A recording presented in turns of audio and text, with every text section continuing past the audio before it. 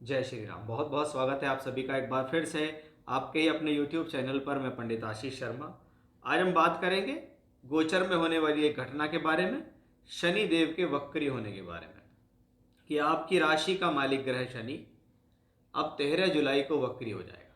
यानी आपके लिए ये वीडियो खास है, क्योंकि बहुत सारी राशियों के लिए शनि के वक्री होने के प्रभाव हमने बताए हैं, लेकिन शनि जो है स्वयं मकर और कुंभ राशि के स्वामी ही होते हैं, इसलिए आपके लिए ये ज़्यादा खास हो जाता है। अब 13 जुलाई से 28 नवंबर तक शनि वक्री रहेंगे मीन राशि के अंदर, यानी इसी राशि में रहेंगे, किसी दूसरी राशि में इनकी एंट्री नहीं होगी। अब शनि ग्रह का वक्री होना इन 4 महीनों में आपको क्या फल दे सकता है, उसकी जानकारी मैं आज आपको यहाँ दूंगा। सबसे पहले, शनि वक्री ग्रह क्या होते हैं? शास्त्र में वक्री ग्रह को कहा जाता है शक्तिशाली, दोहराव देने वाला, रिपीटेशन देने वाला, घुमावदार, स्टेशनरी अवस्था का ग्रह, यानी एक रुका हुआ ग्रह जो प्रतीत होता है उल्टा चलता हुआ। ये शक्तिशाली होता है, इसके भीतर कार्य करने की क्षमता होती है, इसके भीतर रिजल्ट देने की क्षमता ज़्यादा होती है। ये सडन यानी अचानक से फल देने वाले ग्रह माने जाते हैं। जब भी कोई ग्रह ब्रह्मांड में या गोचर कुंडली के अंदर वक्री होता है तो उसको एक अतिरिक्त बल प्राप्त हो जाता है, जिसको हम चेष्टा बल कहते हैं, और उस चेष्टा बल के कारण उस प्लेनेट को एक एक्स्ट्रा स्ट्रेंथ मिलती है। सभी ग्रह सूर्य के चारों तरफ चक्कर लगाते हैं। जो ग्रह सूर्य के नज़दीक आ जाता है वो अस्त हो जाता है, जो दूर चला जाता है वो उसमें कंफर्ट जोन महसूस करता है। जिसमें 3 ग्रह ऐसे हैं, शनि, गुरु और मंगल, जो बाह्य ग्रह कहलाते हैं। यानी सूर्य से जब जब ब्रह्मांड के अंदर ग्रह 130 से 190 डिग्री की दूरी बनाकर चलेंगे तो वो शनि, गुरु और मंगल वक्री होंगे। इसलिए मोस्टली हर वर्ष शनि गुरु तो वक्री होते ही होते हैं। मंगल जो है वो 1.5 से 1 साल के बीच में वक्री होते हैं। यानी इस प्लेनेट का वक्री होना ये उनका स्वभाव है। पृथ्वी से देखे जाने के कारण ये ऐसा लगता है कि ये प्लेनेट या तो रुका हुआ है या कुछ उल्टा चल रहा है, इसकी चाल गति है, लेकिन वो प्लेनेट स्लो हो गया है पहले से, और उसकी जो चाल है वो स्टेशनरी यानी रुकी हुई चाल है। सूर्य से दूर है इसलिए वो कंफर्ट जोन में है।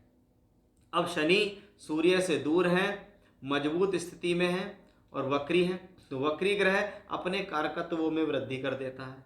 जैसे शनि क्या है? हमारे कर्मों का ग्रह। हमारी प्रोफेशनल लाइफ हो, नौकरी की लाइफ हो, जॉब की लाइफ हो, हमारी व्यापारिक लाइफ हो, या हम डेली जो कर्म कर रहे हैं, चाहे हम पढ़ने के लिए कर रहे हैं या किसी भी चीज़ के लिए कर रहे हैं, वो जो कर्म है वो हमारे शनि पे डिपेंड होते हैं। अब वो प्लेनेट ब्रह्मांड में वक्री है, यानी वो उन प्लेनेट जो उसके कारकत्व हैं उसको और बेहतर तरीके से करने में सक्षम है।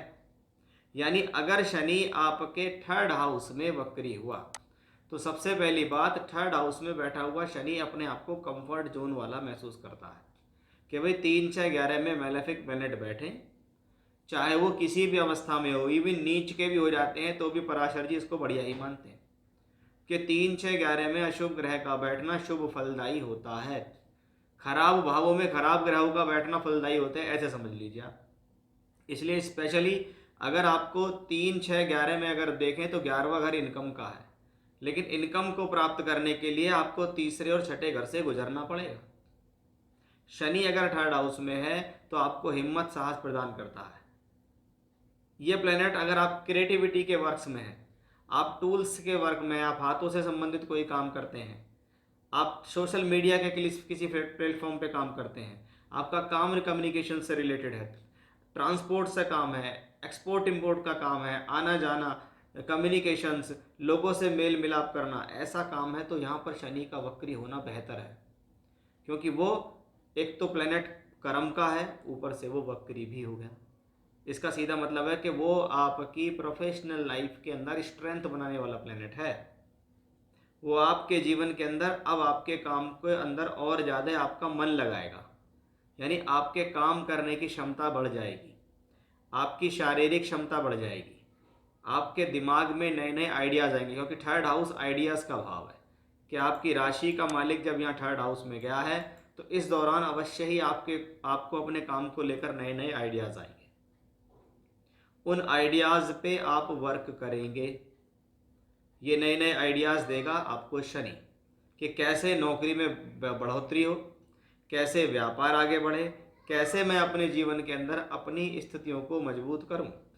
उसके लिए, क्योंकि शनि थर्ड हाउस में है और यहाँ से 12th हाउस को देखते हैं, तो अचानक से होने वाली यात्राएं, अचानक से होने वाले ट्रांसफर्स या परिवर्तन, या कोई अच्छा जॉब ऑफर या एक पॉजिटिव परिवर्तन आपको यहाँ देखने को मिलेगा। टूर, ट्रैवलिंग्स, यात्राएं, एक्सपोर्ट इंपोर्ट, दूर स्थान से जुड़ना, दूर स्थान पर जाना, कम्युनिकेशंस के माध्यम से दूर के लोगों से जुड़कर काम करना, यहाँ पर शनि इस प्रकार की एक्टिविटी देने में सक्षम है। यानी इस प्रकार की स्थिति को बेहतर बनाने में शनि यहाँ सक्षम दिखाई देते हैं, क्योंकि वो शनि सेकंड लॉर्ड भी हैं, दूसरे घर के मालिक होकर भी यहाँ बैठे हुए हैं। इसलिए दूसरे घर का मालिक ग्रह कहाँ बैठा हुआ है? तीसरे घर के अंदर, अपने से दूसरे में बैठा है। ये भावात भवम का सिद्धांत है कि दूसरे से दूसरे में बैठा हुआ है, इसलिए ये धन के लिए बहुत अच्छा हो गया। यानी धन कमाने के लिए किया गया प्रयास सफल होगा। शनि की दृष्टि जाती है जब पंचम भाव में, तो इसको शिक्षा, विद्या, बुद्धि, ज्ञान के लिए अच्छा कहते हैं। संतान के सुख सहयोग, संतान की प्राप्ति के लिए अच्छा कहेंगे।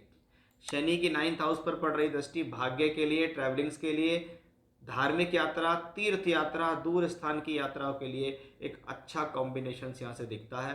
तो वहीं 12th हाउस से भी इसका जुड़ना, जो लोग एक्सपोर्ट इंपोर्ट का काम कर रहे हैं, विदेश से जुड़ने का काम कर रहे हैं, जिनका काम है अपने आप को बाहर से जोड़कर काम करना, उनके लिए ये कॉम्बिनेशन बेहतर है। यानी अगर आपकी राशि का मालिक वक्री हो रहा है, आपके धन का स्वामी वक्री हो रहा है और वो थर्ड हाउस में है, तो ये आपके लिए एक बहुत ज़्यादा पॉजिटिव न्यूज़ है कि भाई 13 जुलाई से 28 नवंबर तक शनि, जो आपकी राशि के ही लॉर्ड हैं, वो वक्री हो रहे हैं, और उनका वक्री होना आपके लिए एक फ़ायदेमंद सौदा हमें यहाँ दिखाई देता है। इसलिए मैं इस शनि को किसी भी तरीके से ख़राब नहीं मानूंगा।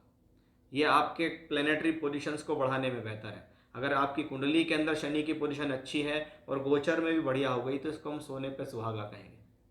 बहुत से लोग हैं जिनको इस गोचर का फल शायद उतना अच्छा ना मिले, तो इसका मतलब सीधा यही है कि कहीं ना कहीं आपकी हॉरोस्कोप के अंदर, आपकी कुंडली में शनि की जो पोजीशन है वो बहुत अच्छी स्थितियों में नहीं है। क्योंकि ग्रह अगर कुंडली और गोचर दोनों में बढ़िया होते हैं, तभी वो अपना फुलफिल रिजल्ट देते हैं। तो ये था हमारा आज का विषय कि मकर राशि के जातकों, शनि का वक्री होना अब आपको क्या फल देगा। जय श्री राम।